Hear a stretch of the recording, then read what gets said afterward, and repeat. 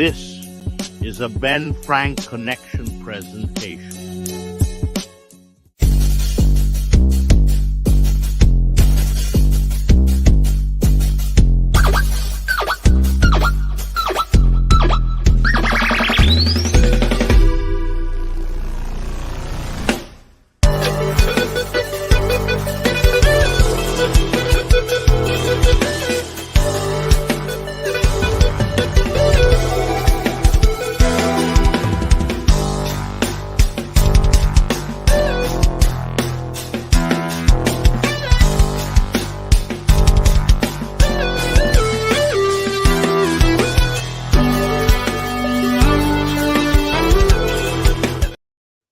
What is going on, everybody? We are here for an episode of Not Cool in High School, part of the ABJ Presents series, episode 114, blink-182, One More Time review. Everyone, welcome to the podcast. Make sure you do the typical content creator thing. Make sure you check out the links below for all things ABJ, whether it be support, merchandise. If you're into Blink-182, there's a lot of cool Blink-inspired merch there that goes a long way to help support the podcast. Super close to our goals of 1K subscribers, as well as the goal of watch hours. So super close to that. This Not Cool in High School series and horror may be something where I'm going to be doing solo. This is my first, technically second time attempting to do this solo thing in 6 years of doing content. I've done the watch alongs, I've done stuff like that, but I've never done it on a podcast platform like this. If you are watching this live on Facebook, YouTube, Twitch, or X, welcome. Make sure you hit like and subscribe over in there. If you're listening to the audio side, when you get done listening to this, make sure you give a 5-star review. Let us know what you thought of the episode, and maybe there's other albums or pieces of pop culture that you would like me to cover going forward. I'm open to opening my eyes to new forms of content, new forms of media and art. I'm always trying to learn and experience new things. So please give me some suggestions so we can go do that going forward. I am going to read off some Wikipedia stuff here to begin the episode. One More Time album is the 9th studio album of American rock band Blink-182, released on August 20th, 2023 through Columbia Records. This album marks the return of guitar/vocalist Tom DeLonge following his departure from the band in 2015. Tom DeLonge was prompted to return the band after bassist/vocalist Mark Hoppus received a cancer diagnosis in 2001. Following a meeting between DeLonge and his former bandmates, the trio overcame lingering disputes, which later led to DeLonge's return. This record, over a 7-month span, One More Time lyrically explores familiar territories like relationships and being and going through maturity, as well as lyrics inspired by the band's history of Mark Hoppus's battle with cancer. Barker also handled the production largely with his Woodlands compound band home in a state in California. The album's digital artwork consists of black and white portraits of the trio, physically edited, printed with the band's signature smiley logo drawn and framed by the graffiti artist Eric Hayes. So this was completely produced by Travis, which is super cool to think about. The length of the album is 44 minutes and 35 seconds. It is under Columbia label, produced by Travis Barker. It's says 9th recorded album, with singles coming from One More Time as a number 1, Edging, released October 14th, 2022, One More Time / More Than You Know, September 21st, 2023, Dance With Me, October 5th, 2023, Fell in Love, released October 13th, 2023, and then You Don't Know What You've Got, October 18th, 2023, with the actual album dropping, like we said earlier, on October 20th. So they put out a bunch of singles and got people really excited, and then dropped the full album. And boy, it was an experience for everything. Like we said earlier, Mark struggled with this album with his vocals, as well as his learning how to replay the bass, and it was really good, man. This album speaks to all those things. Some things that I got out of it personally, it was going through losing friends, having breakups and heartache, which is always the keystone of great music, I guess. And then just kind of going through that troubled youth phase and learning who you are as a person and maturing from it, but not fully, because Blink-182 is still Blink-182, and they're going to tell some dick, fart, and piss jokes, you know what I mean? Sorry for my language, but it is what it is. So yeah, like I said, these guys at one point in time as Blink fans, we thought we were never gonna get them back together. We thought this album was dead in the water. We thought what we knew of Blink-182 was dead and gone. But they found a way to reunite and go through this. So I am still trying to find myself as a content creator here doing this style of content.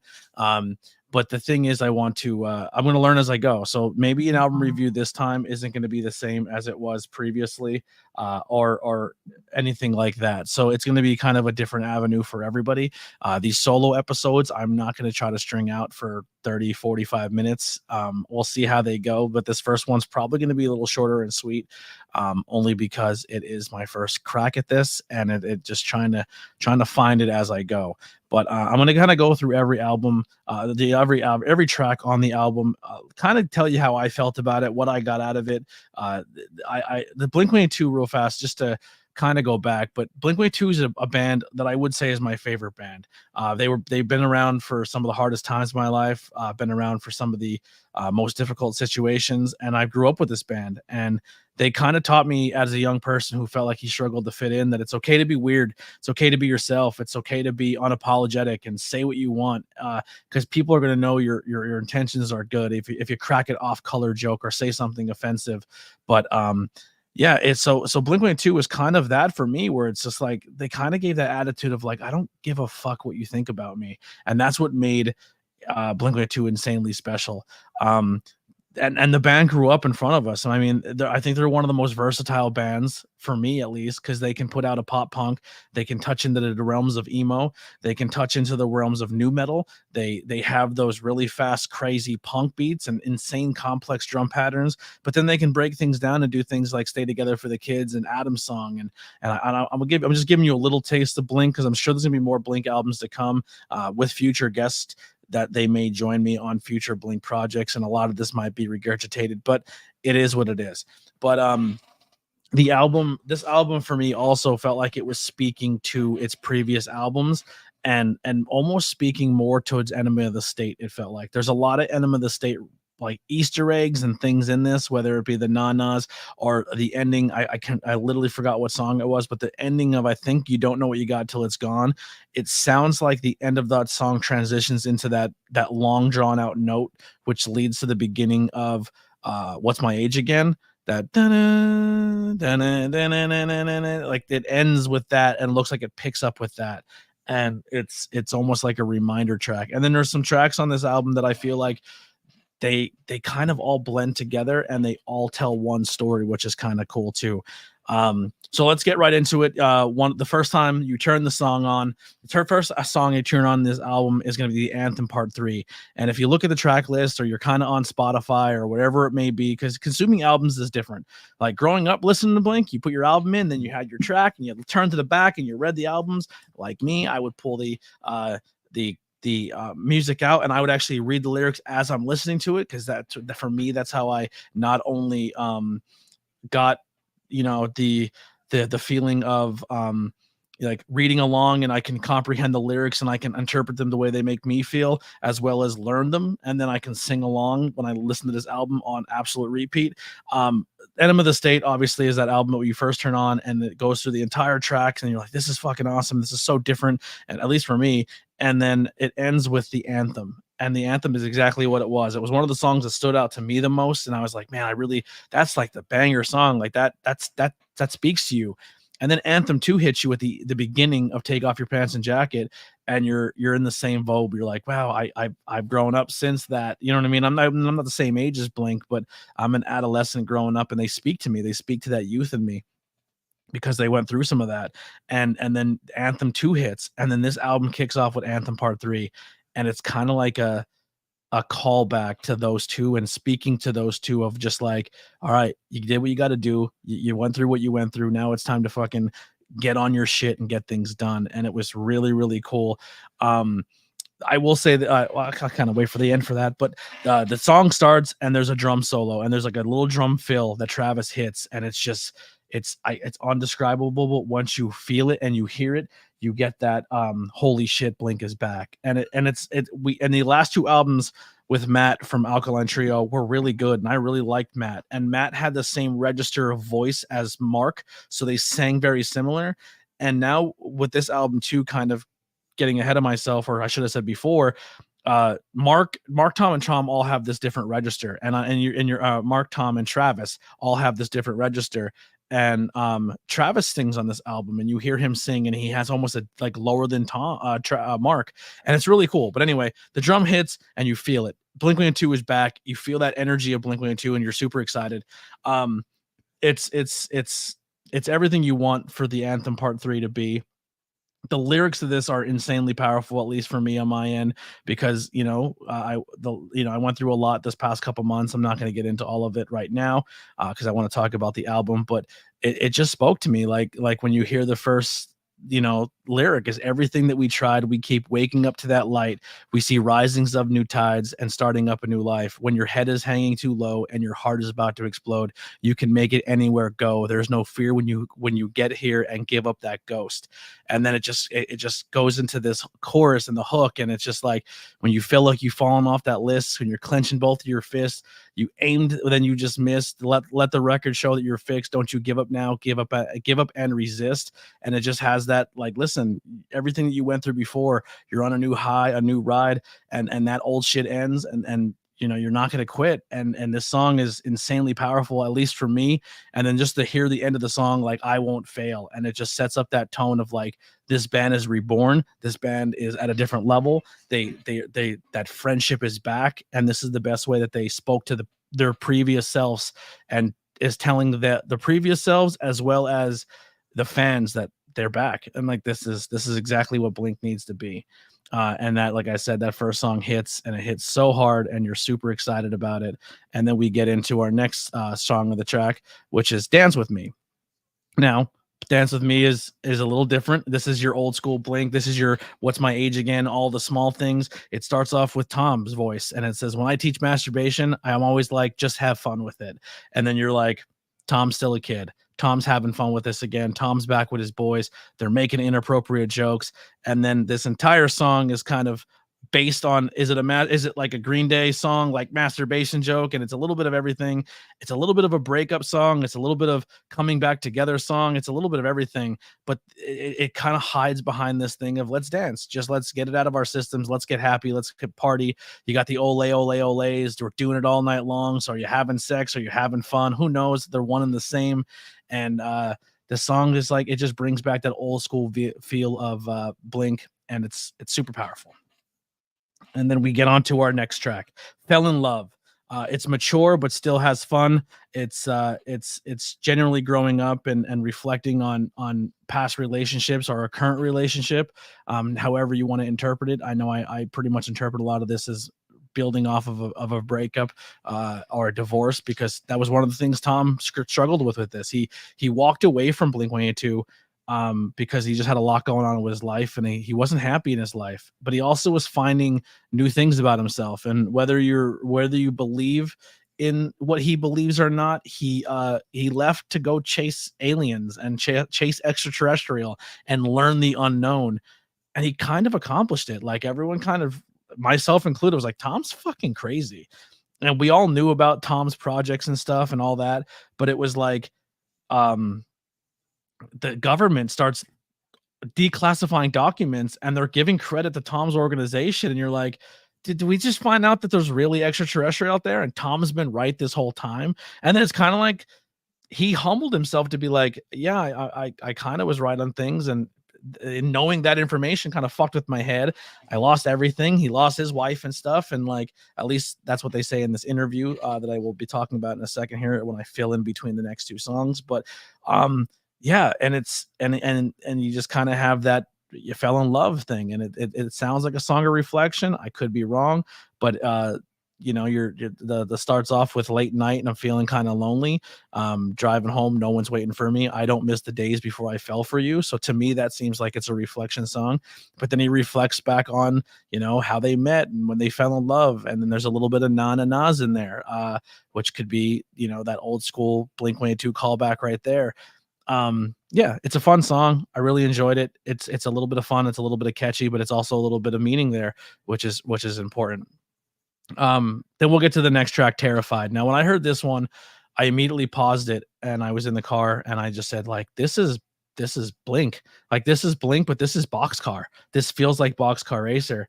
And it fired me up because I really liked Boxcar Racer. And that's another thing about Blink that I've always appreciated. Even though Tom and Mark, I didn't know personally that they were going through that, but it sounded like they had that little bit of a friendly rivalry, and they talk about it in an interview. But like how he thinks Tom wrote a good thing and he thinks Mark wrote a good thing. Can they stand on their own without being in Blink? And then he went to Plus 44 and Tom did Boxcar Racer, but Travis always kind of remained that glue between the two. And it was kind of like, this shows how talented they both are as songwriters and musicians, and it was really, really good. But there's an album, there's an interview with on their website, and they brought in a long-term friend of them, Zane Lowe, and there's an interview that's linked below that talks about a lot of the stuff that I'm going to kind of be referring to. Blink-182 is a band really that I didn't seek out. I hope I'm not repeating myself because I am a little fucked up in the head today.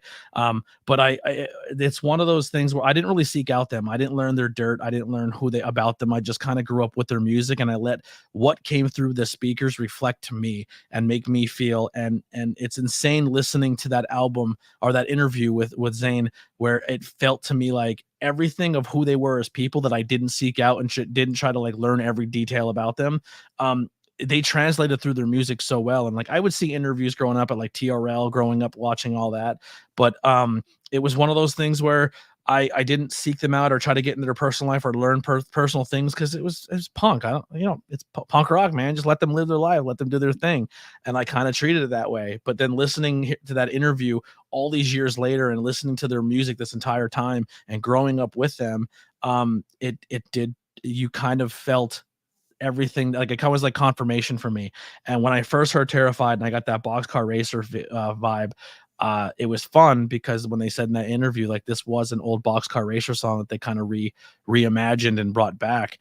And it's everything you like about that style, and it's amazing, and it's Tom, and it has that serious tempo to it, and it kind of can mean a lot of different interpretations, but it just, to me, I kind of translate it as terrified. Like, you're terrified of change, you're terrified of where it's going to go next. You don't really know where you're going to fall, and change is coming, and it's scary. But One More Time is the next one on the track, and it's the single. It's the first single. It's the one that told the world Blink was back. And it also expresses, all the hurt they went through, losing to each other as friends, over things they didn't really know about because they didn't have those conversations. And then Travis getting in a plane crash or helicopter crash. I'm not sure which one it was, but almost losing his life, and him losing his friend's life in that car, in that crash. And then Mark being diagnosed with stage 4 cancer, which a lot of people don't come back from. This is another thing about this album too. If you're going through a breakup or a separation, or you lost your best friend, you feel that in these songs. You feel like that motivation to not just be sad about it, but to invoke change and reflect on how it makes you feel at that point in time. But also, like, you kind of get that vibe of the cancer and Tom struggling through his mental aspects of going through cancer, where he didn't know if he was going to be alive or not, and taking in the chemo and the radiation, as he'll talk about later on this album. But you feel that through everything that you're going to feel through this album. You start it with this song, and that was One More Time. And it just, all of this pours out in this first song, and it's a track. And they're very clear in their interview that when they did this, that it wasn't a gimmick. It wasn't a one more time. It wasn't Blink's going to be back one more time and then they're gone. Like, no, this is one more time. This is the only time that they're going to do, like, they're not going to fuck this up again. This is a coming together forever deal, not a one time and then we're gone. And this song hits hard with it, and it gives you all those emotions. And if you're a diehard Blink fan and you listen to this and you didn't get emotional hearing it, you're crazy. As well as if you watch the music video, like a lot of us did, you turn the music video on, and it's all those eras of Blink-182 pasted into there, where you have the I Miss Yous and the First Dates and all those songs that made you feel and make you love Blink. And those three people that you thought would never get back together are on stage, and they're performing, and they're paying homage to their past, but also realizing where they messed up along the way.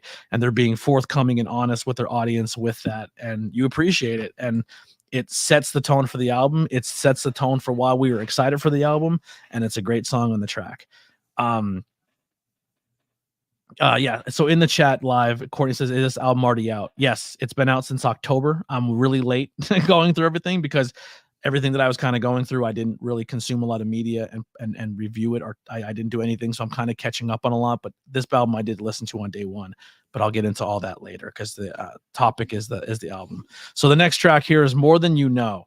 And if you're, like I said, once again struggling with a lot of emotion like I were listening to this album, man, this one was crazy. More Than You Know, to me, I was like losing someone, but also losing that relationship and losing those things, but also losing your innocence and growing up, and everything's kind of growing apart in the relationship, and that's it's kind of what you feel there, you know. It sucks, but it's part of it. And then that's all I really got with that song. And then we're gonna go to the next one. Oh, I'm sorry. I read my wrong thing. More Than You Know sparks so many different levels for me. I really, really apologize. It sparks so many different levels for me.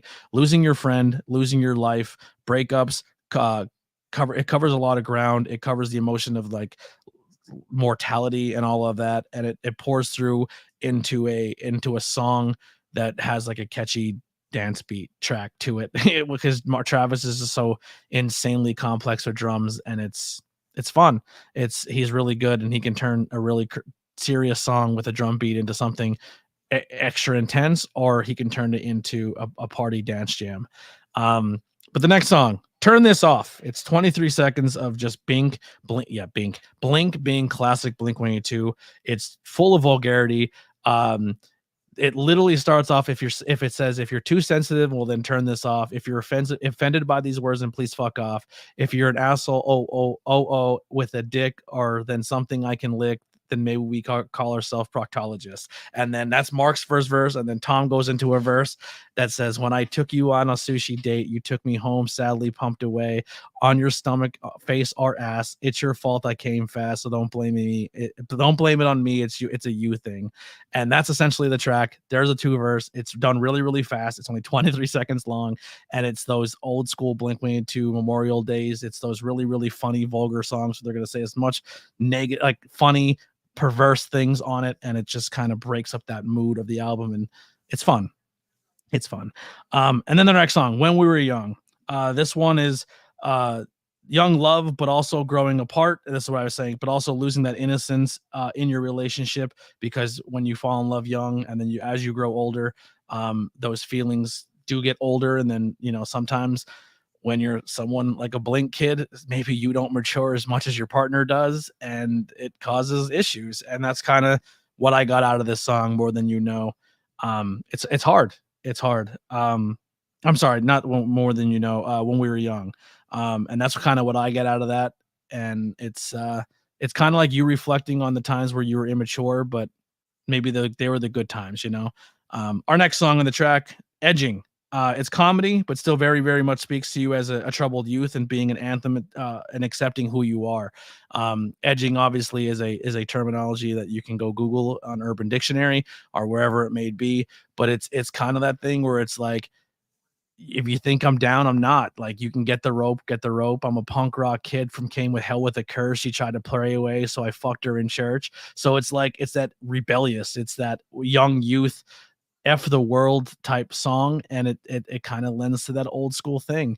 And it is kind of like an anthem and a banger of like, when you're down, you're not down, just keep fighting, you know. And that's kind of what I got from Edging. But then also there's some fun sex references in there, because that's Blink.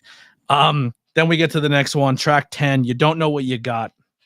And this is losing somebody, or almost losing it, losing somebody in a relationship or wherever it may be, and that no problem can be fixed. And it's kind of in the same lines of One More Time. You know, you don't really know what you got till it's gone. It's one of those things that no matter how bad a friendship or a relationship or a family member fight may have went down, this song is kind of telling you, just like One More Time, don't wait till it's too late. Reach out, say your piece. Even if your piece isn't accepted, at least you put it out there, you know. And I think that's really important to do, just for you as a person, you know. Even if you've done someone wrong and you were absolutely the one who was the one who fucked up, or even if you weren't, clear your conscience and just, if they really mean something to you or they're important to you, then reach out and fix it. Because even if you have a hint of like, man, I miss that person, take that little hint of that as a sign and fix those problems before it's too late and you don't know what you got till it's gone.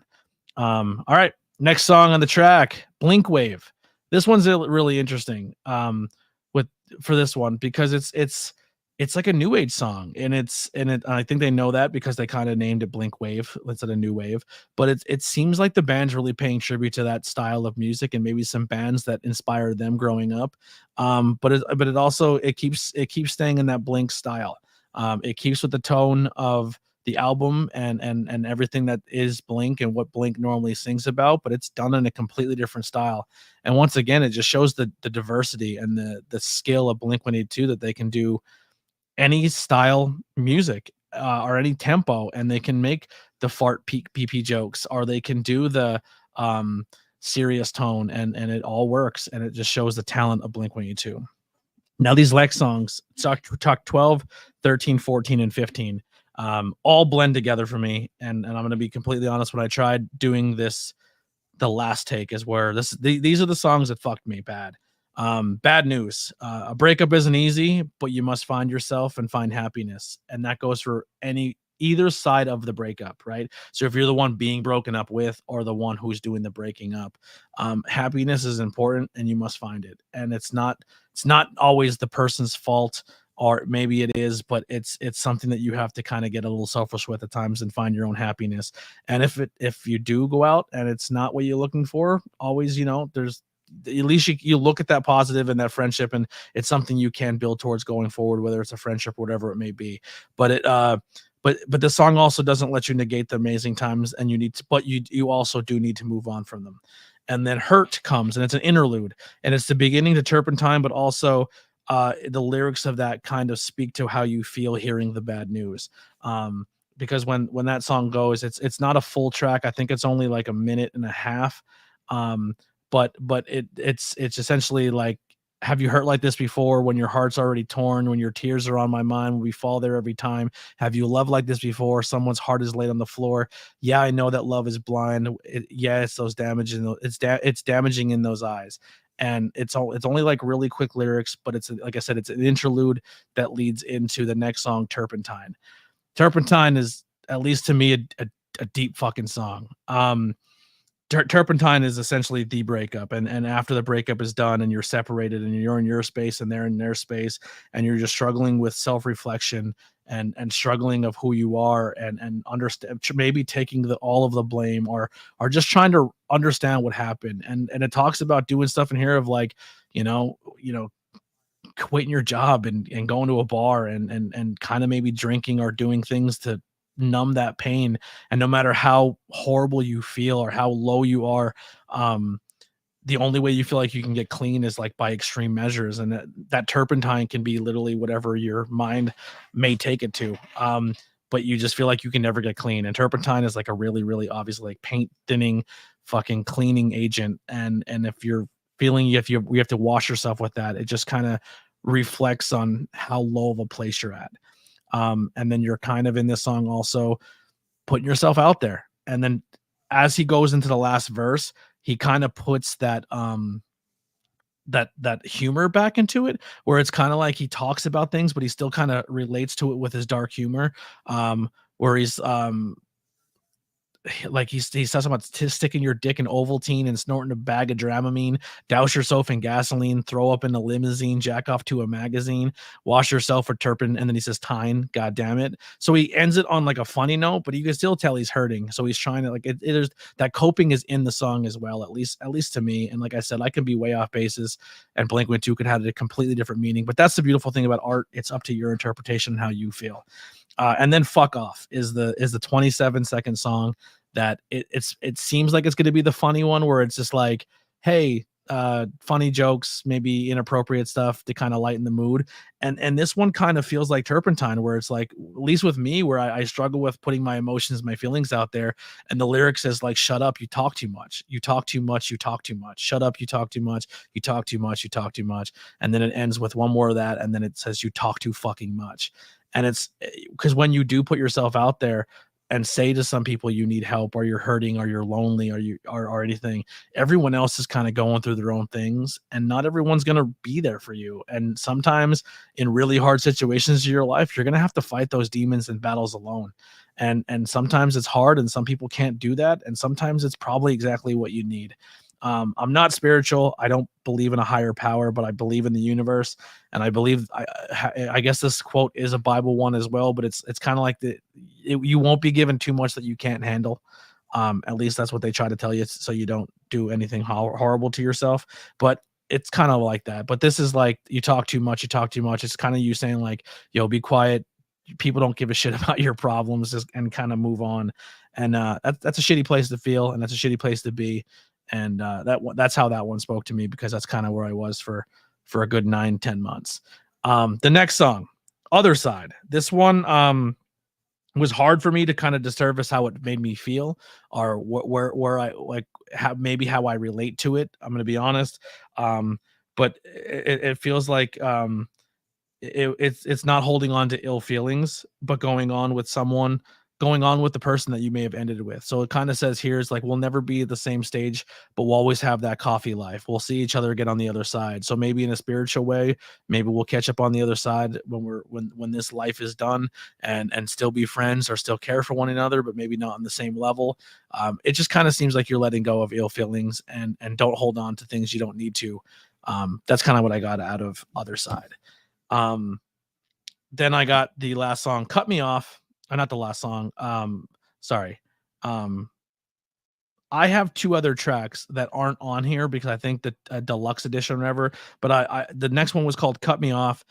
That one is kind of like breaking away and self-reflection, breaking it to yourself with your own self-doubt, and removing yourself from everyone, showing others that self-destructive side, where it's kind of like you get to a point where it's you're hurting, and instead of asking for help, you kind of treat other people like shit, so they leave you alone. And it's kind of like that Cut Me Off. And there's some lyrics in there that attend to that, and it's tough. It's really tough.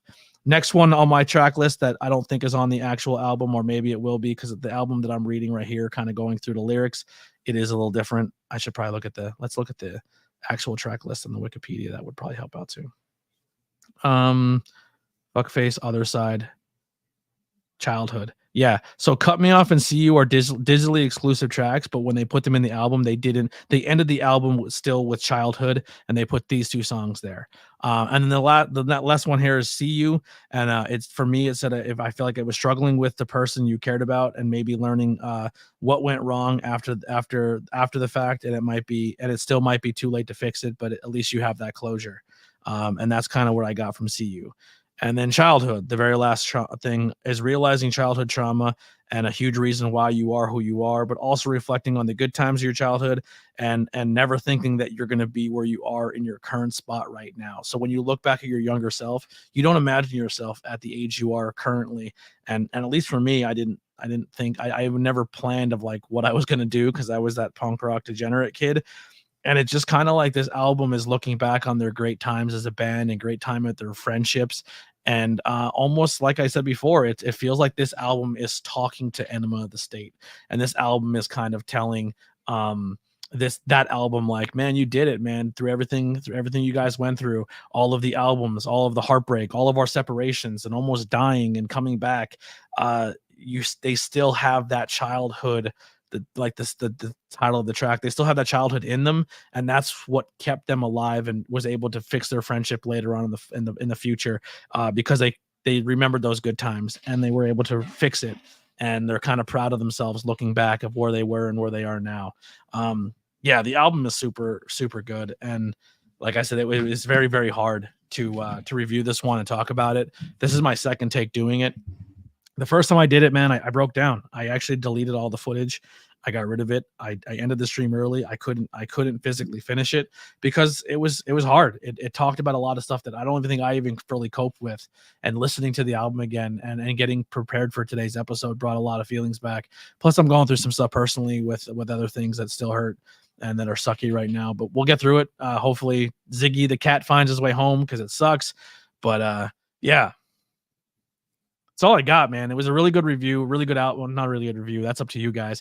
But it was a really good album. And even if you're not a Blink fan and you just know their hits, so you knew what they've gone through, I definitely recommend listening to this album. I think if you went through a hard breakup, or maybe you lost someone to cancer, or anything like that, I feel like it speaks to all of those things. It speaks to growing up troubled youth, growing up poor, and just kind of having fun and being goofy and inappropriate and saying things that would get you in trouble, but that's kind of what made you fucking drown out all the horrible shit that you're going through in your shitty little town.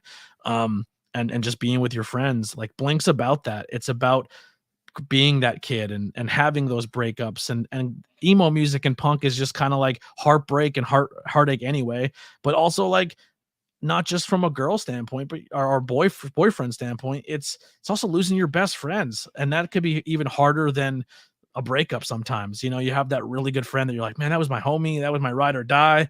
Girls say that was my bitch. I don't know how you refer to it, but it's one of those things where it's like, if something you're holding on to that's petty, if there's something that's out of your control and you're holding a grudge over somebody that maybe they realize they fucked up, and maybe they need that second chance, or they need that friend. I hope this album sparks that. It's empathy. And I guess the big thing there is just having that empathy, reaching out to those people, making those connections again, because if they mean a shred of anything to you, if you can't look back and be like, man, the past was good, I wonder where we went wrong. I wonder if they're willing to have that conversation. At least you're willing to have that conversation to fix it. And then if you don't, it's see you. You know what I mean? It's like, hey, I have no ill feelings. I got my feelings out. Even though we're never going to be the same again, I see you. I want you to have the best, and I hope you grow and prosper from that. And that's what this album kind of speaks to a lot of, and just recovery and just staying strong and still kind of keeping things lighthearted and laughing through humor with maybe some dark humor.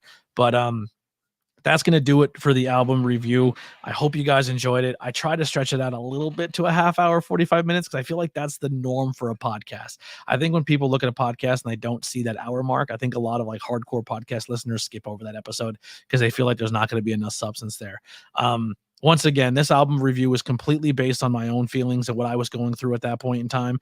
But Blink-182 will never listen to this, but I hope that if any musician out there, anyone who creates art, it always makes you happy when someone can give you that feedback of how your art made them feel. And that's kind of how I wanted to do this review. And maybe doing my reviews going forward, because that's what makes pop culture relevant, right? That it's how it makes you feel. And a song can literally type out to you, this is what it's supposed to mean, but it can mean something completely different to you. It could remind you of a loved one. It could remind you of a good memory. It could remind you of a bad memory. Music and art is so powerful, and I love learning about new styles of it and new forms of it. And that's kind of what I want this podcast to be. I'm going to have people join me as guests and bring in some things that they're passionate about, and maybe things that I've never watched or never got into. I think another thing that a lot of people do in this industry is they feel like they have to know it all. And I think sometimes people are afraid to put their guard down, to be like, I'm experiencing something new here that maybe I don't know about. Like, I'm a diehard Blink fan. I love Blink, but I can't tell you their wife's names, their kids' names. I don't look at that stuff. I don't really, with certain people, I don't get into their personal life or their history. And I learned more about Blink as people through just basic media, but more of this recent interview that I really recommend to anyone to go watch. Even if you're not a Blink fan, I think it's really worth the time to like hear how these people were so angry against each other and how they were able to put it together. But yeah, if you have any suggestions, or if you know anyone that would be a great guest, or if you yourself would like to come on and chat and talk about a topic, I will give you a heads up now. I do have one episode that I still don't have a guest for. I'm still kind of waiting on somebody, but we have a Teenage Mutant Ninja Turtle episode coming up. I might do that one by myself. If I can't get guests, I'm just going to do them. But I have a lot of movies that I wanted to watch and ask people if they're passionate about it that would like to join me. So I do have a lot more coming up. We're going to try to stagger it every month to do at least 1 to 2 of Not Cool in High School, which will be regular movie, music, pop culture, comic books, video games, and then 2 horror ones. 2 are 1 horror one. This month we have 4 weeks, so we're able to do 2 of each. So it's going to be Blink-182 first, then it will be I didn't know much about Blink-182 until now. I kind of only remember them from the collaboration with Jay-Z. That was Linkin Park. That wasn't Blink-182. So Linkin Park is my other favorite band. So when I finally, as someone, I'm just going to rewind here. When I found out, reading a chat from the thing for the people who are listening to live or listening to it back later in audio, Linkin Park is another band I really, really loved. And they spoke to me because Chester struggled a lot mentally, like I struggled for a very long time, where you didn't feel like you fit in and you feel like you were an outcast. But no, I'm glad you brought it up, because I was supposed to see Blink-182 and Linkin Park together. They only ever played one show together, and it was supposed to be two. It's supposed to be one in New York and one in Hershey. And I had tickets to go, and I was super, super excited, and I was pumped. And the week of the show, so like the show was a Friday or a Saturday, in the week of, unfortunately, Chester took his life, and I was never able to see that collaboration. But I'm not, that doesn't upset me that you think Blink-182 is Linkin Park, because I love both those bands so dearly. And maybe I do some Linkin Park reviews stuff coming up as well. But like I said, any suggestions, put them out there. I really hope you all enjoyed it. We do have the Not Cool in High School merch available. If you're into that, that is actually a photo of me as a little kid. They weren't sunglasses. They were big, nerdy glasses. And I did miss half my teeth most of my life. My greasy little hair, you know what I mean? That's me as a kid. Like that was the one that was not cool in high school, that if you talked about the things that we're talking about in this podcast and not about sports, you were a nerd and you got picked on for it. Now you're a hero in school if you know stuff about comic books. But yeah, so merchandise is there. All social media is there. We're very, very close to our watch hours. If you were on the first stream and watched me have that little bit of a breakdown, I apologize. I felt like it wasn't good. It wasn't good content. Maybe it was good for emotion level. I don't know. But I needed a second chance at it. Once again, my old shit ends here tonight, and I won't fail. So I had to gather myself. I walked away from the camera. I did get emotional. I did have probably more of a cry than I've had in the last 9 months to kind of cope with what I was going through, as well as losing a fucking cat, which fucking bothers me so much. But I hope you like, anyway, that's a whole other topic. But yeah, so I stepped away. I gathered myself. I was able to take Lily back to the house and just kind of put myself together as best I can and do this episode properly and get it out and get my first other podcast done and just shake off those nerves, you know. If you are into Blink or you really like this episode and it resonated with you, we do have the Blink-182 ABJ face merchandise, as well as a few other Blink-182 inspired logos. I'm going to start trying to make merch based on the stuff we make. So like if we do a review of Terrifier, we might do like a special ABJ horror version logo of that. We'll figure it out. But yeah, I appreciate that. Thank you guys so much. This has been Not Cool in High School. Here's some music by the Converse kid, Billy Trey. We're out of here. We'll see you on the next one.